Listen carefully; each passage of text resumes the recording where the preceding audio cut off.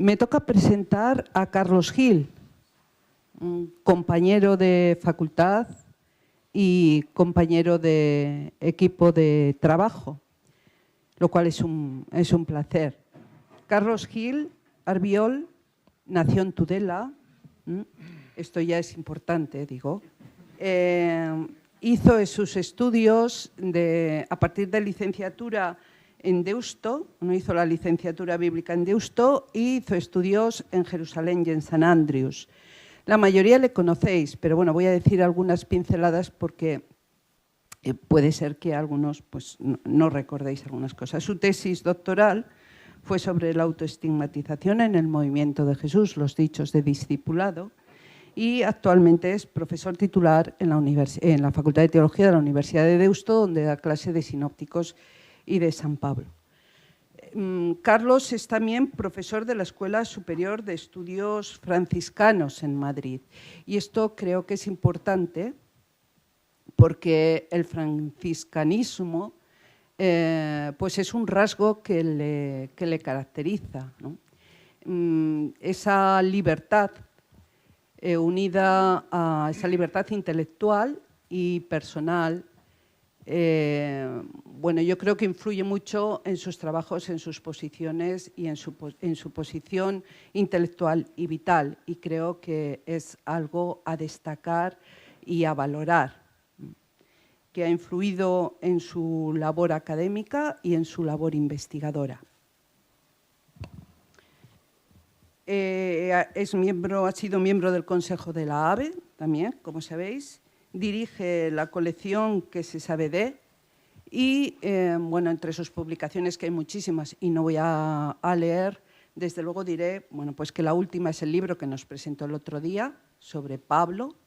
Esto ya nos muestra también otro rasgo, que es provocador, ¿no? Es provocador en los títulos que elige, como el de esta conferencia, y es provocador en sus posiciones, pero no es un provocador de palabra, de boquilla, sino que fundamenta también lo que dice, y esto hace avanzar su trabajo y el trabajo intelectual en el campo de San Pablo. Veremos muchas cosas de Carlos.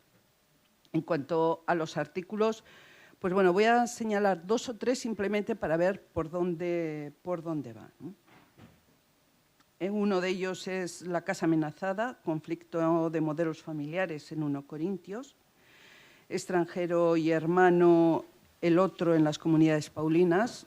Soy consciente de que estoy mezclando niveles diferentes de investigación, ¿no? El primero estudios bíblicos, el segundo reseña bíblica. El poder de la estigma social, la autoestigmatización como estrategia de poder en el cristianismo primitivo, ¿no? Pablo, su lugar, experiencia para el hoy, que también trabaja la relevancia social y eclesial de los estudios sobre Pablo. Bueno, yo creo que con esto os he hecho una somera presentación, sirve para ver por dónde se mueve Carlos. Alguna vez ha hablado también, por lo tanto es sobradamente conocido entre nosotros. Hoy nos va a hablar, el título de su ponencia es El fracaso del proyecto de Pablo y su reconstrucción. Estoy segura de que nos va a dar unas ideas sugerentes e interesantes y de que eso suscitará el diálogo después. Carlos, es tuya la palabra. Muchas gracias, Carmen, por tu presentación. Muchas gracias también a todos vosotros que estáis aquí escuchando, especialmente al Consejo de la AVE, que a través de Santiago Guijarro me pidió desarrollar el tema de la evolución y la continuidad del proyecto de Pablo en el marco del naciente cristianismo. Bueno, pues a las conferencias que hemos tenido en estos 3 días habéis visto que se fijaban en algunos aspectos puntuales de la primera generación y en concreto de la misión de Pablo. Lo que me pidieron es que a partir de ahí mostrara algunos rasgos de cómo esta misión, el proyecto de Pablo, evolucionó en las siguientes generaciones. Bueno, pues la verdad es que el proyecto inicial, que me ha interesado mucho y en el que algo había trabajado ya antes, me ha desbordado un poco, de modo que lo que yo voy a presentar y lo que tienen delante, que es lo que voy a leer para atenerme a lo escrito, es una versión reducida aproximadamente a la mitad del texto final escrito, que es el que voy a entregar, y sin notas. Espero que pues sea suficientemente coherente y claro como para seguir la línea de argumentación. En el fondo está la idea, como podéis ver en el título, de que el cristianismo naciente, al menos la imagen que todavía predomina del naciente cristianismo, ha estado muy dominada por la misión, por la figura y por las obras de Pablo. En los últimos tiempos me parece percibir que en la investigación hay un cambio de tendencia a equilibrar más la figura de Pablo, que equivale, no sé si es excesivo, pero a quitarle algo de la importancia excesiva que se le ha dado. El peso que tiene en el canon probablemente no refleja el peso histórico que tuvo en el naciente cristianismo, al menos desde determinado punto de vista. Sí lo tuvo, y es lo que quiero presentar, las reconstrucciones diversas que se hicieron de su memoria, de sus textos y de su proyecto. Este es el objetivo y lo que quiero presentar. El proyecto de Pablo, y comienzo con el texto que tienen ahí para que lo puedan seguir, se podría sintetizar en aquella idea germinal expresada en la carta a los Gálatas: los que os habéis bautizado en Cristo, os habéis revestido de Cristo. Pablo lo representó mediante la metáfora del olivo cultivado, al que se le han injertado unas ramas extrañas, metáfora descrita en el capítulo 11 de Romanos, y que lo puso en práctica mediante la creación de unas asambleas originales que hacían realidad aquello. Sin embargo, este proyecto, al menos desde determinado punto de vista, fracasó, en el sentido de que Israel no lo aceptó, incluidos algunos creyentes en Jesús. Tras la muerte de Pablo, sus discípulos y Lucas retomaron su memoria para transformarla y presentaron esta nueva reconstrucción como proyecto aglutinante de la gran Iglesia. En las páginas que siguen propongo, pues, en primer lugar, una somera reconstrucción del proyecto histórico de Pablo, en el marco de la misión de los primeros seguidores de Jesús, a partir de 5 características fundamentales. Y en segundo lugar, una presentación de la transformación que los seguidores de Jesús, a partir de la segunda generación, hicieron de este proyecto, modificando, sustituyendo o, en su caso, eliminando algunas de aquellas características que habían definido el proyecto de Pablo en la primera generación.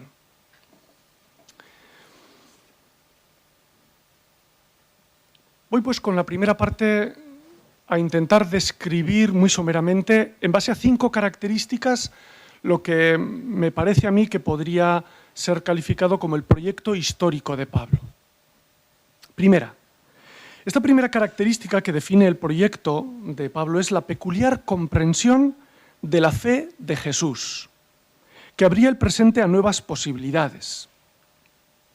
Este elemento, compartido por los demás creyentes en Cristo, tenía en Pablo una peculiaridad: la centralidad del acontecimiento revelador de la cruz para comprender el significado y alcance del mesianismo de Jesús. Este desmesurado peso del acontecimiento de la muerte de Jesús tuvo 2 consecuencias. En primer lugar, oscureció la vida histórica de Jesús, sus dichos y hechos, como fuente para conocer el plan de Dios para su pueblo. Pablo probablemente no desconocía datos históricos de la vida de Jesús, pero no se apoyó en ellos para fundamentar y legitimar su proyecto. Esto se debe, al menos en parte, al uso que hacían sus opositores de estos datos, puesto que se apoyaban en ellos, en los dichos y hechos de Jesús, para defender un proyecto de fidelidad a la Torá. En segundo lugar, aunque Pablo obviamente afirmó la resurrección de Jesús, como tenemos constancia en muchos textos, lo más peculiar de esta afirmación fue la identificación del resucitado con el crucificado. La trascendencia que tuvo para él esta identificación, junto con el significado teológico de aquella muerte en cruz. Ambas características, el silenciamiento de la vida de Jesús y la centralidad del crucificado funcionaron a modo de orejeras que orientaron la mirada de Pablo hacia la muerte en cruz de Jesús. Podemos decir entonces que el primer rasgo del proyecto de Pablo fue su legitimación en el significado teológico de la muerte de Jesús. Este proyecto nace del descubrimiento de la trascendencia teológica de que Dios revelara su identidad en un crucificado, al que obviamente luego resucitó.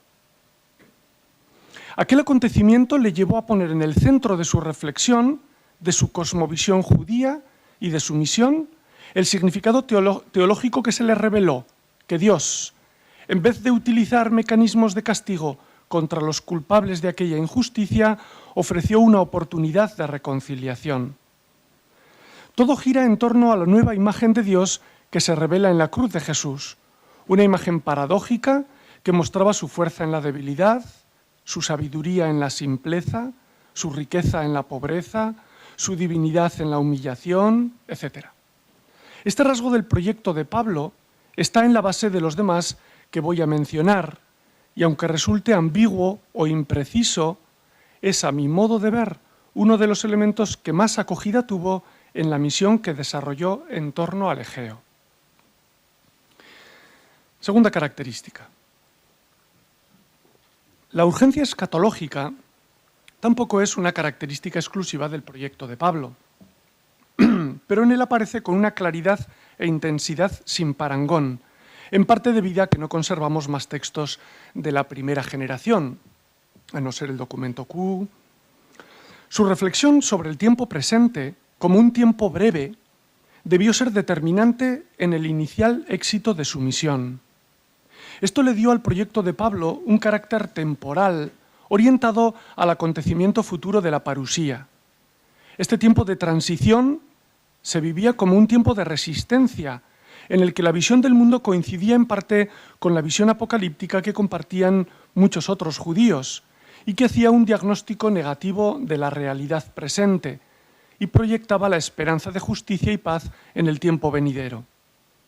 El ínterin, Pablo lo ve por una parte con cierto desapego de estructuras y autoridades políticas, como voy a subrayar luego, que le obligaron a pensar el tiempo presente como un parto doloroso, y por otra parte con un enorme entusiasmo y entrega por congregar al Israel de Dios y presentarlo como novia para la inminente boda que terminaría el tiempo de noviazgo. Esta combinación va a añadir al proyecto de Pablo mayor ambigüedad todavía, por esta combinación de resistencia y sumisión, de desapego y entrega, de futuro y presente. Esta es una característica de la visión del mundo de los pueblos colonizados. Tercera característica. Pablo probablemente entendía la Eclesía como una creación histórica en camino hacia la plena realización del proyecto de Dios, que incluiría la renovación de Israel tal como lo comprendía a partir de la muerte de Jesús, conectando directamente con las esperanzas más universalistas del segundo y tercer Isaías y de otras.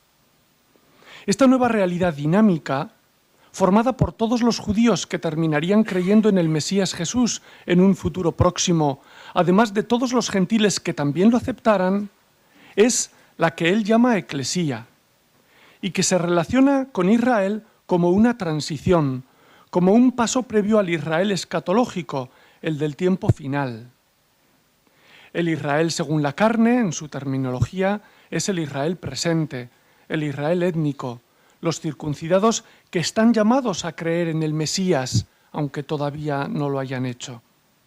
El Israel de Dios, en sus expresiones, es aquello a lo que está llamado a ser Israel, que ya ha comenzado con los judíos que han creído en él, en el que se incluirán también gentiles creyentes en Cristo. Como el Israel según la carne no es todavía el Israel de Dios, solo una parte lo es, Pablo se sitúa en esta transición y entiende su misión como el proyecto de impulsar este camino. La transición de un Israel al otro es lo que él considera eclesía. Desde esta perspectiva, Pablo no defiende que la eclesía sea el nuevo Israel, sino que aquella propone a Israel la vuelta a sus mejores raíces. La eclesía invita, incita, provoca a Israel a recuperar la identidad y el horizonte perdido. El objetivo de la Eclesía es, pues, devolverle a Israel su identidad y, por tanto, no es fin en sí misma. Dicho de otro modo, el objetivo de la Eclesía es que ella misma se transforme en el Israel de Dios, en el momento final. Entonces Israel y la Eclesía se confundirán. 3 datos a mi modo de ver justifican lo dicho. Primero, cuando Pablo en la carta a los Gálatas tuvo que argumentar y explicar por primera vez cuál era el estatus de los gentiles creyentes en Cristo respecto al pueblo de Israel, elaboró un complicadísimo argumento por el que mostraba cómo un gentil creyente en Cristo era, según su exégesis bíblica, un hijo y heredero de Abraham, el padre de Israel, el abuelo de Israel. Pablo integra a los gentiles creyentes en el pueblo de Israel mediante esta filiación adoptada. Segundo, cuando al final de su vida tuvo que elaborar con más detenimiento este argumento para presentarlo a la comunidad de creyentes romanos, lo hizo mediante la metáfora del olivo cultivado, al que se le han caído algunas ramas naturales y al que se le han injertado contra natura unas ramas de olivo silvestre, de modo que puedan compartir todos la misma savia y los mismos frutos. Tercero, cuando escribe esta última carta a Roma, lo hace también para preparar su viaje a Jerusalén con el dinero recolectado entre sus comunidades y pedir que este dinero sea aceptado. Más allá de los posibles simbolismos relacionados con el templo y el fuerte sentido de comunión con aquellos con los que había disentido y de los que se había alejado años atrás, este gesto era la prueba de que las ramas injertadas eran capaces de aportar también algo al olivo cultivado, aunque fuese únicamente suavizar la penuria. La pasión e intensidad que pone a sus palabras en el final del capítulo 15 refleja que Pablo pensaba que la aceptación del dinero de los gentiles era la aceptación del injerto en el Israel de la promesa. Si aceptaban el dinero, aceptaban a los gentiles creyentes como hijos de la promesa. Estos 3 datos apuntan, a mi modo de ver, en la misma dirección. Pablo quiere integrar a los gentiles creyentes en el Israel de Dios.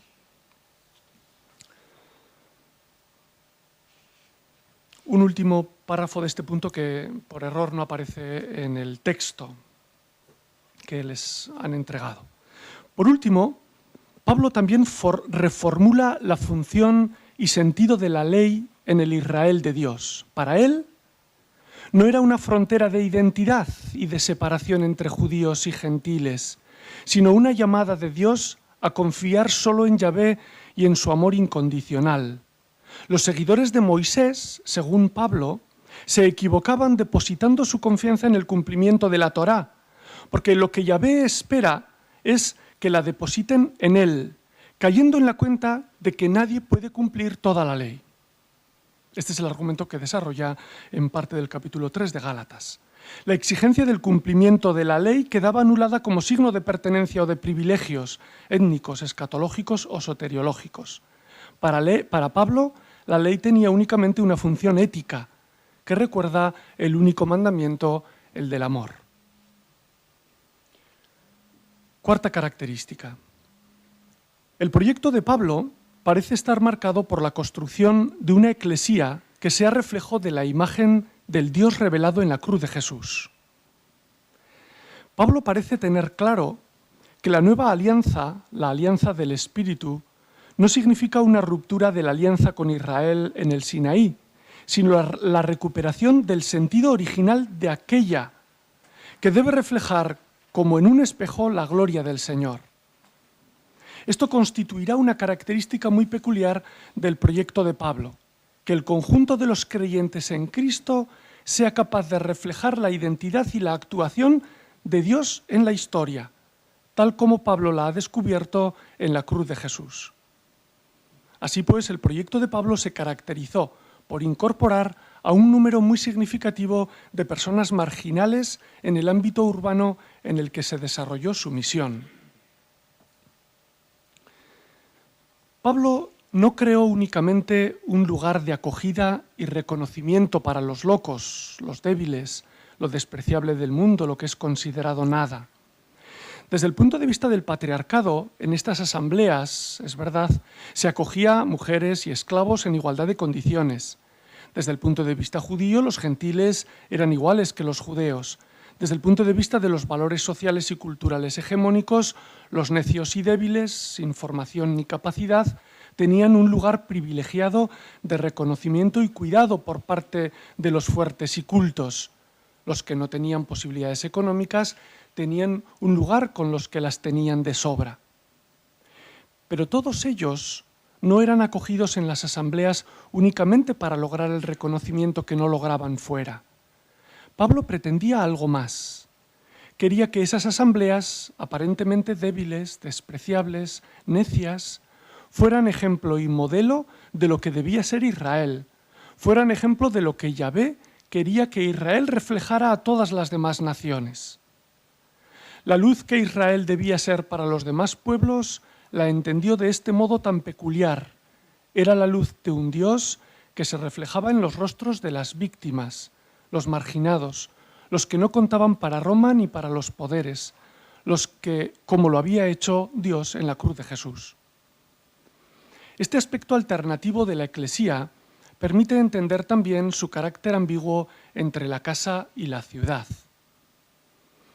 En un contexto social marcado por la división de los ámbitos político y doméstico, las asambleas de Pablo se mantuvieron en un estudiado espacio intermedio, que abarcaba aspectos de la esfera pública y de la privada. Probablemente Pablo proyectó en la Eclesía su comprensión del judaísmo como religión política, idea compartida por la mayoría de los judíos de su tiempo. Esta idea subyacente, que Pablo aplicó no sin fuertes conflictos, le dio a sus asambleas un perfil más político que doméstico, y ello generó una gran ambigüedad entre los miembros de las asambleas, que no sabían si debían regirse en la Eclesía por las normas y valores domésticos o por los políticos. La ambigüedad que esto creó, Pablo no la terminó de resolver, en parte por la inminencia escatológica que le impedía una visión a largo plazo, pero sobre todo porque de este modo lograba que la igualdad fundamental de los creyentes, tal como quedaba expresada en Gálatas 3:28, permeara de una esfera a la otra, de lo doméstico a lo político y viceversa. Esta vocación política de la Eclesía se percibe en varias estrategias que debieron resultar desafiantes. Primero, la proclamación como Señor de un crucificado por el imperio y la atribución a aquel de los poderes y privilegios que el imperio concedía al emperador. Segundo, la pretensión de otorgar una ciudadanía del cielo a los miembros de las asambleas en base al reconocimiento del señorío de aquel crucificado, cuando la mayoría de ellos no podía aspirar a la ciudadanía romana. Tercero, las continuas alusiones al final de los jefes de este mundo y de todo principado, dominación o poder, que quedaría sometido o destruido en la inminente llegada del Señor. Y cuarto, la esperanza que ofrecía a los miembros subordinados del imperio con los que contaba el mecanismo represor de Roma para establecer fronteras que separaban a los elegidos del resto. Pablo alteraba este sencillo orden tan sagrado para los romanos, que pudieron ver en su construcción de la Eclesía un desafío a la estabilidad del imperio. Esta idea se manifestó mediante una distancia prudente de ciertos modelos o instituciones hegemónicos. Menciono únicamente dos. En primer lugar, el patriarcado. Pablo, como hemos dicho, había dado las mismas posibilidades para orar y profetizar a varones y a mujeres. Había alterado la relación de esclavos y amos. Había transformado a los esclavos, quizá rebeldes, en hermanos para sus amos. Había creado posibilidades reales para la mesa compartida de judíos y gentiles. En segundo lugar, Pablo mostró una actitud respetuosa pero distante hacia las autoridades civiles y líderes religiosos. La sumisión a toda autoridad parece que no iba con él, que se enfrentó con otros líderes dentro del movimiento de Jesús, como Pedro o Santiago, con las autoridades judías de las ciudades de la diáspora que visitaba y que mostró repetidas veces la convicción de que las autoridades imperiales iban a ser sometidas al señorío de Cristo, que dominaría en breve toda la creación. Esta resistencia de Pablo para aceptar otra autoridad que no fuese la del Evangelio tiene su origen en la experiencia carismática y su horizonte en la inminencia escatológica. Esto legitimó la visión apocalíptica de Pablo, que le permitía soportar un cierto dualismo entre el ya sí, pero el todavía no. Y quinta característica. La última característica que menciono es el carácter libre y autónomo de su proyecto, además de su independencia de Jerusalén. La colecta, a la que hemos hecho referencia aquí en repetidas ocasiones, sugiere que esa libertad y autonomía no era desinterés o independencia total, sino también vinculación y sentido de pertenencia, aunque, como parece, por parte de los de Jerusalén, esta vinculación no fue recíproca. Probablemente la combinación de ambos aspectos, de libertad y vinculación, además de generar ambigüedad, explica buena parte de los conflictos que tuvo que afrontar con otros líderes de diferentes círculos de seguidores de Jesús. En este contexto debemos entender, al menos en parte, su polémica relación con Pedro, con Santiago y con otros misioneros. También los conflictos estratégicos de organización y de misión que se perciben a lo largo de sus cartas, y el problema de la colecta y de su aparente rechazo. Probablemente todos estos conflictos impulsaron y definieron su proyecto independiente más que las opciones y decisiones que se derivaban de su reflexión teológica y de su experiencia carismática. Uno de los conflictos que más definió el proyecto de Pablo fue la distribución de los ámbitos de misión realizada en la Asamblea de Jerusalén y los problemas que generó. Pablo afirma que en una reunión entre los dirigentes de Antioquía y Jerusalén le fue reconocido por los notables el evangelio de la circuncisión, del mismo modo que a Pedro el de la incircuncisión a Pablo, del mismo modo que el de la circuncisión a Pedro. En varios lugares de sus cartas, Pablo había afirmado que su vocación tenía como horizonte el anuncio del evangelio a las naciones. No es momento de explorar los detalles de este conflicto. Únicamente quiero señalar que esta división de ámbitos de misión probablemente refleja la dificultad de establecer los criterios de una misión común compartida que obligó a los dos grupos más enfrentados a organizar su propia misión. En el caso de Pablo, esto se confirma por la voluntad de construir sin cimientos puestos por otros. Pablo confiesa al final de su etapa independiente que solo aceptó el cimiento que él puso, Jesús Mesías, en clara alusión a otros seguidores de Jesús que construían, probablemente según él, sobre otras bases.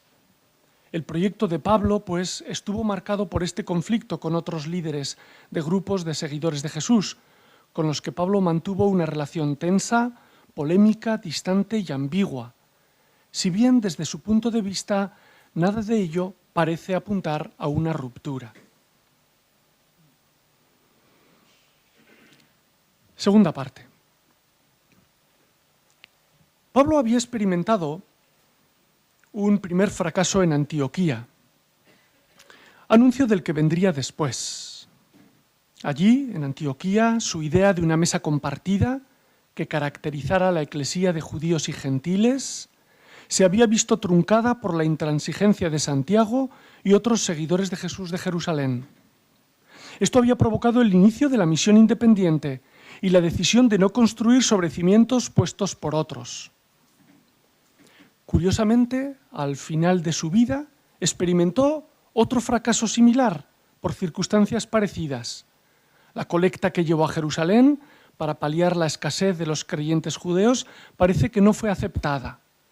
El silencio de Lucas, que no obstante conocía el tema, porque lo dice en el capítulo 24, pero no relata, resulta muy elocuente y parece un dato seguro. Ambos fracasos se podrían interpretar como una especie de inclusión biográfica de su misión y ofrecen una idea de lo que llamamos el fracaso de su misión. En estas circunstancias, como vamos a ver, la mayoría de las características que definieron el proyecto de Pablo parece que fueron transformadas, eliminadas o sustituidas por otras que reconducían su proyecto en nuevas circunstancias. Sin embargo, no hubo una única reconstrucción de aquel proyecto. Si bien algunas de estas reconstrucciones confluyeron en una visión hegemónica plural, hubo otras alternativas que se empeñaban en revivir algunas de las características del proyecto de Pablo en nuevas circunstancias. En general, estas reconstrucciones que llamamos alternativas son las que no tuvieron continuidad, aunque en gran medida influyeron determinantemente en la visión que terminó imponiéndose. Esto plantea un escenario plural y ambiguo, en el que no es nada fácil identificar las nuevas características con sus defensores y con los relatos literarios que nos han quedado. Voy a esbozar algunas líneas que me parece que podemos reconocer de la evolución del proyecto de Pablo, señalando las características que no tuvieron continuidad y cómo fueron transformadas en distintos círculos de creyentes. En primer lugar, la eclesía. La esperanza de que Israel aceptara a Jesús como Mesías no se cumplió. La mayor parte de judíos, como Pablo, no aceptaron el mesianismo de Jesús. Sin embargo, el fracaso del proyecto de transformación de Israel en la mejor versión de sí mismo, mediante la incorporación de gentiles creyentes en Cristo sin circuncidar, no había reducido las asambleas paulinas. Más bien al contrario, estas siguieron creciendo fundamentalmente por la incorporación de gentiles, probablemente temerosos de Dios en su mayoría, y favoreció la identificación por la separación de la sinagoga. Esto obligó a repensar la idea y modelo de eclesía que Pablo había tenido en vida. La idea de la eclesía como transición hacia el Israel de Dios ya no parecía que tenía sentido. Se veía como un imposible que era necesario reorientar. Así la eclesía fue adquiriendo sentido en sí misma como finalidad del plan de Yahvé, señalado desde la creación.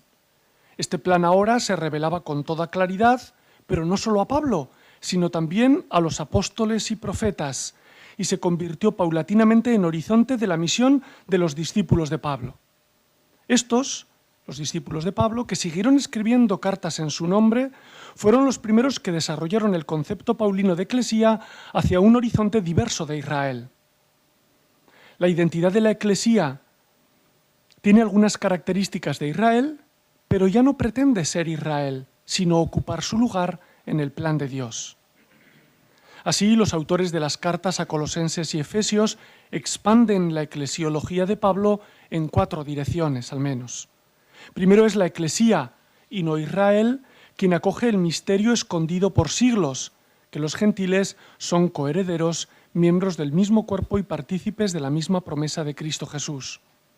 Segundo, presentan estos discípulos de Pablo la eclesía como objetivo final de la misión de Cristo, de su muerte y resurrección, y también de los sufrimientos de Pablo. Tercero, la muestran como la plenitud del que llena todo el universo.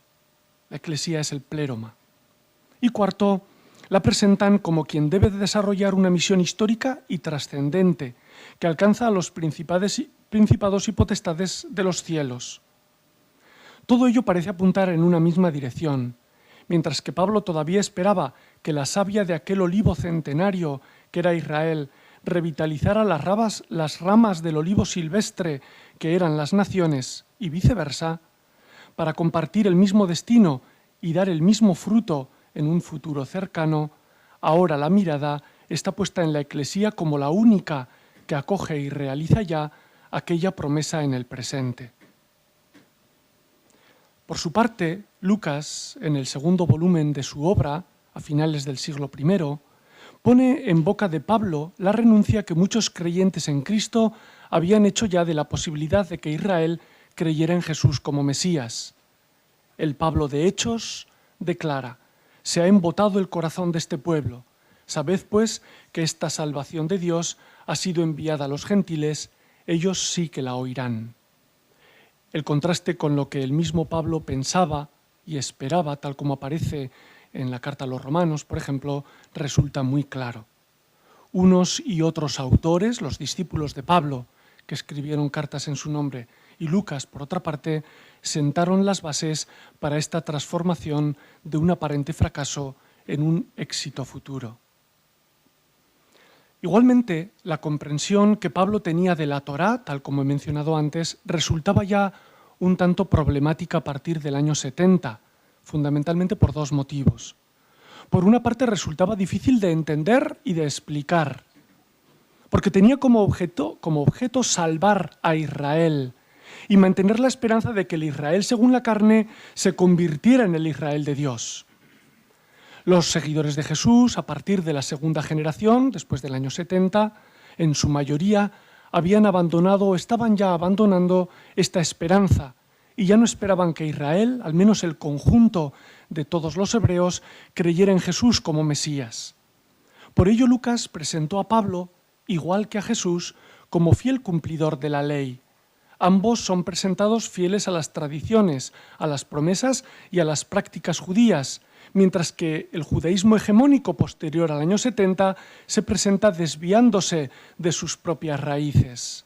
Jesús y Pablo, según Lucas, cumplieron, mientras que Israel no.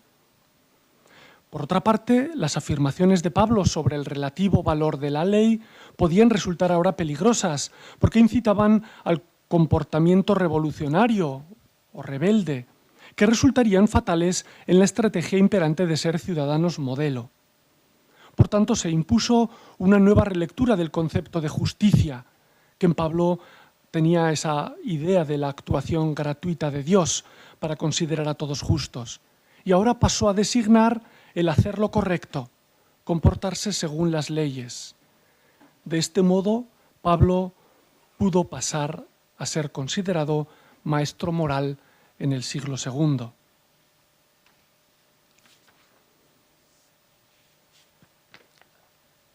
Segundo punto de la transformación. El enorme protagonismo de la cruz en la cosmovisión teológica de Pablo y sus complicadas implicaciones prácticas fue compensándose de varios modos, fundamentalmente integrando el pasado y el futuro del acontecimiento de la cruz de Jesús. En primer lugar, la predicación de la cruz se amplió con el desarrollo de una teología de la resurrección, que contrarrestara el excesivo peso de la cruz en la cosmovisión paulina. En este punto destacan las cartas deuteropaulinas, que amplían la teología de la cruz hacia la resurrección y la entronización de Cristo.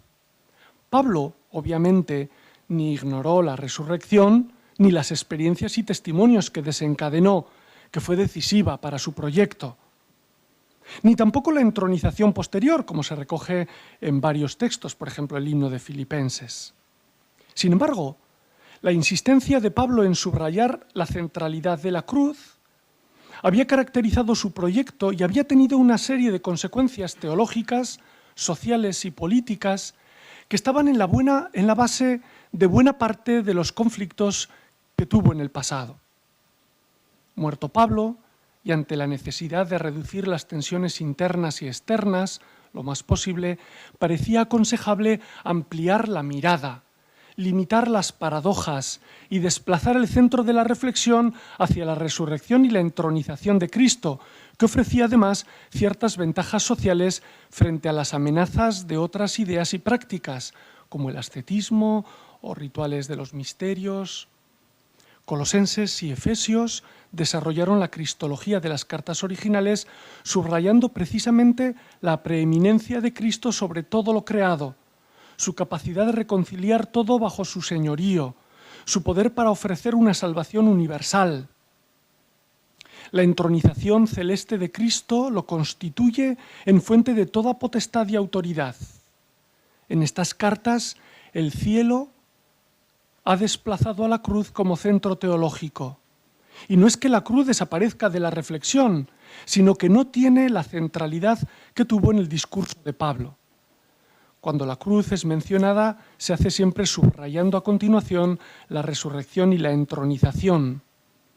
Las consecuencias sociales, políticas y organizativas son, como vamos a ver después, muy diferentes a las que Pablo presentaba. Y en segundo lugar, se amplió también la centralidad de la cruz, del mismo modo que se amplió hacia el futuro de la cruz, la resurrección, se amplió también hacia el pasado de la cruz, hacia la vida de Jesús. Se compensó o corrigió también el aparente desprecio de Pablo por la vida de Jesús, por sus dichos y hechos. Pablo, como hemos dicho, no había necesitado de ellos, de los dichos y hechos de Jesús, para desarrollar y legitimar su proyecto. Sin embargo, una vez que éste había sido superado y que se habían resuelto parcialmente los conflictos por los que Pablo se distanció de la memoria de Jesús, se podían poner en diálogo y reconciliar la teología de la cruz y la teología de la vida de Jesús. Esta tarea la hizo, al menos en parte, el evangelista Marcos. Aunque la tradición inaugurada por Papías presenta a este evangelista como intérprete de Pedro, en realidad la posición teológica de Marcos está más vinculada con la memoria de Pablo que con la de Pedro.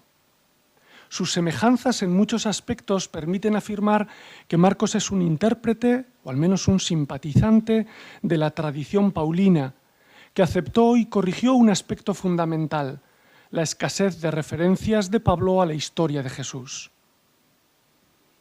Leído así, Marcos recuperó de Pablo la decidida misión a los paganos y la distancia respecto de las prácticas rituales, como la observancia del sábado, la pureza de los alimentos o la marginación de personas impuras. Y lo enraizó todo ello en la vida de Jesús, no como consecuencia de la cruz. Fue Jesús mismo el que había enviado a un pagano a la misión, quien había declarado puros todos los alimentos, además de mostrar su distancia con muchas tradiciones rituales judías. De este modo, Marcos amplió la teología de la cruz con una teología de la vida de Jesús. Esta vida, los dichos y hechos de Jesús, explicaban el sentido de su muerte en cruz y viceversa, y ampliaba el horizonte teológico de Pablo. Las consecuencias sociales y políticas de ello no diferían mucho de las de Pablo, y sí de las cartas deuteropaulinas. Un ejemplo, como veremos después, fue la resistencia de Marcos a incorporar los códigos domésticos y su empeño por dar a los miembros subordinados igual o mayor relevancia que a los miembros superiores. Lucas, por su parte, aunará ambas perspectivas, la de la ampliación de la cruz con la vida de Jesús y con la resurrección y hechos posteriores, y lo hará en su doble obra. En el Evangelio desarrolla el acontecimiento histórico de la vida de Jesús, incluyendo la Pascua, y en el libro de los Hechos subraya los efectos de la resurrección, ascensión y ascenso del Espíritu. Tercera característica que evoluciona. La inminencia escatológica del tiempo presente tampoco tenía ya sentido. Los acontecimientos que rodearon la guerra judía que acabó el año 70 precipitaron un cambio de concepción de la historia.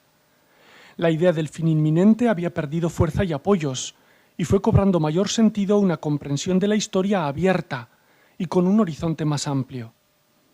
Igualmente, la identidad de los creyentes en Cristo fue abandonando la actitud de resistencia y se fue transformando hacia la de ciudadanos del imperio que debían influir y transformarlo desde dentro. En este contexto, la escatología inminente del proyecto de Pablo se corrigió de diversos modos. En unos casos se consideró que el acontecimiento final ya había ocurrido, mientras que en otros casos se proyectó hacia un futuro incierto.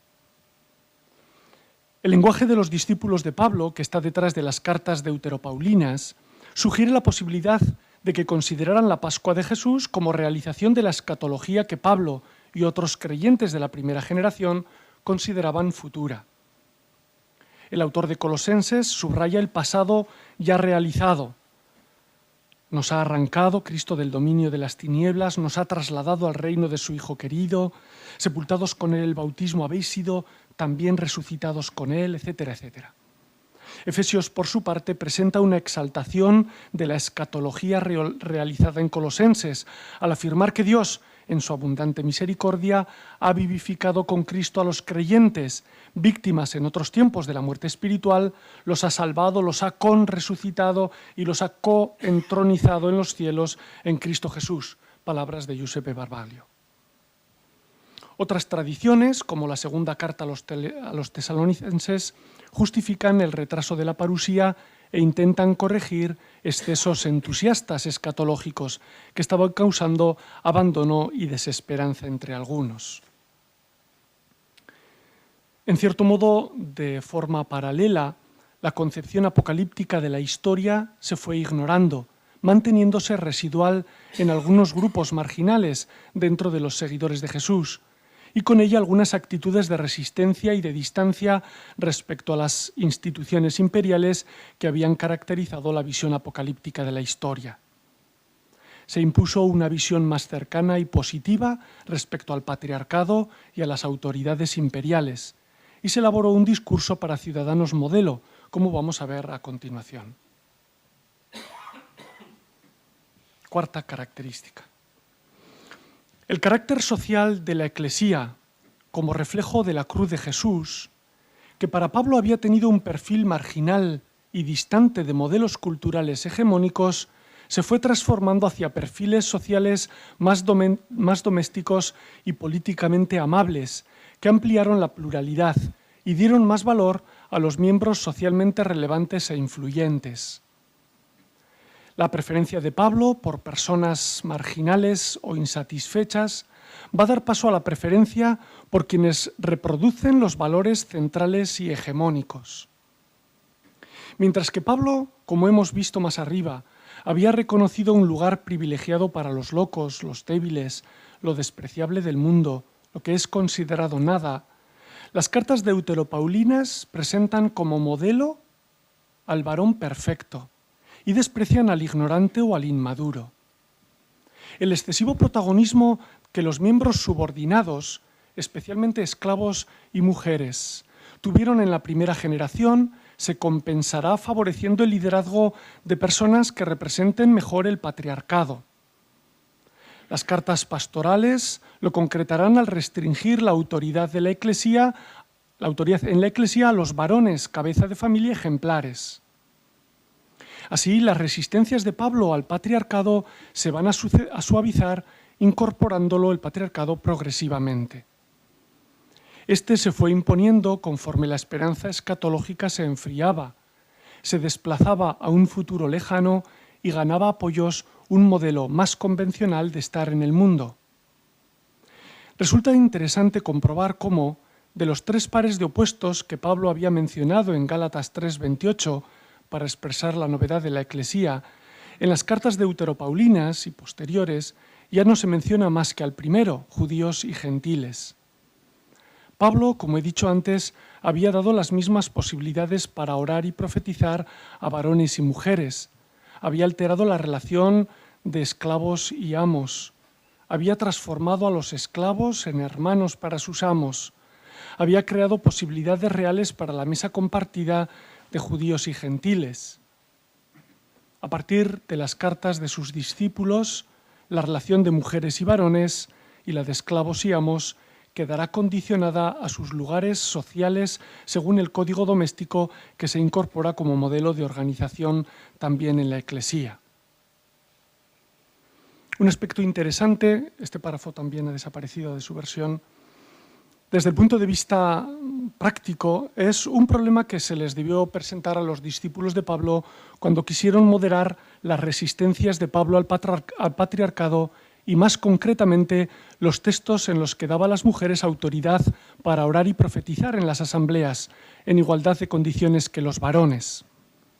Parece, es una hipótesis yo creo cada vez más defendida, que se resolvió insertando dos versículos, 34 y 35 del capítulo 14, en un lugar estratégico del discurso de Pablo, en el que Pablo originalmente alertaba con severidad sobre los peligros del desorden y la falta de respeto mutuo en el transcurso de las asambleas. Estos versículos se elaboraron, 34 y 35, a partir del material de las cartas pastorales, en las que se pedía el silencio a las mujeres, como aparece en el capítulo 2 de la primera carta a Timoteo. y se insertaron aquí para contrarrestar y quizás neutralizar la autoridad de las mujeres para intervenir y liderar las asambleas. De este modo, la utilización y generalización de los códigos domésticos se retroproyectaba también hasta el mismo Pablo. Sin embargo, la asimilación del patriarcado no fue la única respuesta al fracaso de aquella estrategia paulina. Durante el siglo II circularon unas leyendas que cuajaron en un texto literario muy popular en las que Pablo y Tecla aparecen muy activos contra los intentos de reducir el lugar de las mujeres al ámbito doméstico. Visitábamos la catedral y vimos en imágenes buena parte del relato de los Hechos Apócrifos, al menos la parte en la que se refleja la misión de Tecla. En una parte de este relato, que tiene como protagonista a Tecla, que es una mujer acomodada y de buena posición, que renuncia al compromiso matrimonial concertado por su familia y, por tanto, renuncia a su papel de esposa sumisa, este acto de rebelión le granjea la sentencia de muerte. Tecla escapa milagrosamente, lo vimos en las imágenes, milagrosa y repetidamente de sus arrestos, se bautiza a sí mismo y Pablo la nombra ministra de la palabra. El conjunto de la obra, y especialmente el personaje de Tecla, se entiende como una visión alternativa dentro de los seguidores de Jesús del siglo II a la imposición y generalización del patriarcado como único modelo de organización y de gobierno. Por su parte, el evangelista Marcos, como he mencionado antes, probablemente contemporáneo de los autores de las cartas deuteropaulinas, se remite a la autoridad de Jesús para legitimar una visión no patriarcal de la casa creyente. Por otro lado, los discípulos de Pablo también corrigieron la actitud distante respecto de las autoridades civiles y religiosas, muy relacionada con su visión apocalíptica. Pablo, como hemos visto, mostró una actitud respetuosa pero distante respecto de las autoridades civiles y líderes religiosos. La sumisión a toda autoridad parece que no iba con él, que se enfrentó, como he dicho, a otros líderes dentro del movimiento de Jesús, con autoridades judías de las ciudades que visitaba y que mostró repetidas veces la convicción de que las autoridades imperiales iban a ser sometidos por el señorío de Cristo inminente. Sin embargo, este desapego de Pablo, sobre todo el recuerdo de su propia actitud vital ante las autoridades, podía ser interpretado como rebeldía o incitación a la desobediencia y podía ser utilizado en contra del movimiento de Jesús, en un momento en el que la inminencia escatológica se había relegado y la visión apocalíptica ya no era generalizada. Para resolver este peligro, Lucas presentó a Pablo en el relato de Hechos mostrando su misión a las autoridades romanas y siendo ciudadano romano modélico. En este sentido podríamos entender también la posible interpolación de los versículos 1 a 7 del capítulo 13 de Romanos, que pone en boca de Pablo la sumisión a todas las autoridades. La fuente de ello podría estar de nuevo en las cartas pastorales y en la primera carta de Pedro. Así, al igual que en el caso del silencio de la mujer, se pudo proyectar en Pablo una nueva visión de la Iglesia y se dio coherencia a su memoria. Quinto aspecto y último. La reconstrucción de la memoria de Pablo se realiza de modo paralelo y en estrecho diálogo, a veces en oposición, a la reconstrucción de la memoria de Pedro, que adquirió muy pronto una predominancia y autoridad casi indiscutida. Los problemas de apostolicidad de Pablo durante su vida fueron resueltos, bien por la vía del pleno reconocimiento de su apostolado, como en las cartas deuteropaulinas, o bien por la reconciliación con los apóstoles, como en los Hechos de los Apóstoles y la literatura posterior narrativa. La división de campos de misión se anuló y se mostró a Pablo en perfecta sintonía con Pedro y con los demás, por ejemplo, presentándoles en perfecto y coordinado relevo, como aparece en el libro de los Hechos. El empeño de construir no sobre cimiento puestos por otros, como Pablo había dicho, sino sobre el único pilar básico, Cristo, ahora se amplía la posibilidad de construir sobre el cimiento de los apóstoles y profetas, donde Cristo es piedra angular. Pablo se convierte en un pilar más de la construcción del naciente cristianismo. Es un cimiento junto con los demás apóstoles. En este aspecto, Lucas inició una tradición que tuvo continuidad en las corrientes hegemónicas del naciente cristianismo, como se percibe en la primera carta de Clemente, en Ignacio de Antioquía, para quienes Pedro y Pablo eran los buenos apóstoles, cuyo martirio les concedió la máxima dignidad, aquella que no habían logrado en vida. Otro ejemplo canónico de este encuentro de las memorias de Pedro y Pablo lo podemos encontrar en la primera carta de Pedro. Esta carta parece representar una peculiar tradición romana de algunas ideas paulinas, vinculada además con Marcos, que la tradición identificaba con el evangelista, pero apela a la autoría de Pedro. A pesar de que los intentos de vincular el texto a una tradición petrina no se hayan generalizado, parece claro que la relación temprana de este texto con Pedro es un esfuerzo de reconciliar recuerdos paulinos y petrinos, probablemente en Roma. Lo más peculiar de este proceso de reconciliación lo constituye el recuerdo del martirio de Pedro y Pablo en Roma. Esta tradición se inició independientemente. En el caso de Pablo, las cartas deuteropaulinas y más aún las pastorales ya desarrollan la imagen de Pablo sufriente, sacrificado y legitimado. En el caso de Pedro, el Evangelio de Juan ya recoge a finales del siglo I una alusión a su muerte, que se ampliará más adelante en otras referencias. Pero lo más significativo es el recuerdo conjunto de su destino fatal, que daba la impresión de un martirio compartido y, por tanto, de una legitimación de su reconciliación, de las tradiciones que apelaban a ambos y así una sanción de su liderazgo único. Su misión conjunta, según la memoria de aquellos cristianos, tuvo un papel fundamental para la fundación de la Comunidad de Roma. En los hechos canónicos, Pablo sucede a Pedro en el desarrollo de la misión a los paganos. En los hechos apócrifos de Pedro es al revés. Pedro llega a Roma para relevar a Pablo, que se ha marchado, y resolver los problemas que está causando Simón. Estas tradiciones que unen la memoria de ambos contrarresta a su vez la de las cartas deuteropaulinas, en las que todavía se recuerda a Pablo como único apóstol. Con el tiempo, también esta memoria de Pablo, más suavizada, tuvo que ser corregida para asimilarla a la memoria de los demás apóstoles, especialmente la de Pedro. La literatura narrativa de los hechos, canónicos y apócrifos, jugó en ello un papel decisivo. Conclusión. El conjunto de características que hemos escogido para definir el proyecto de Pablo en el marco de la misión de los primeros seguidores de Jesús parece que no tuvo continuidad. Algunas de aquellas por las que más se había empeñado Pablo acabaron con su muerte.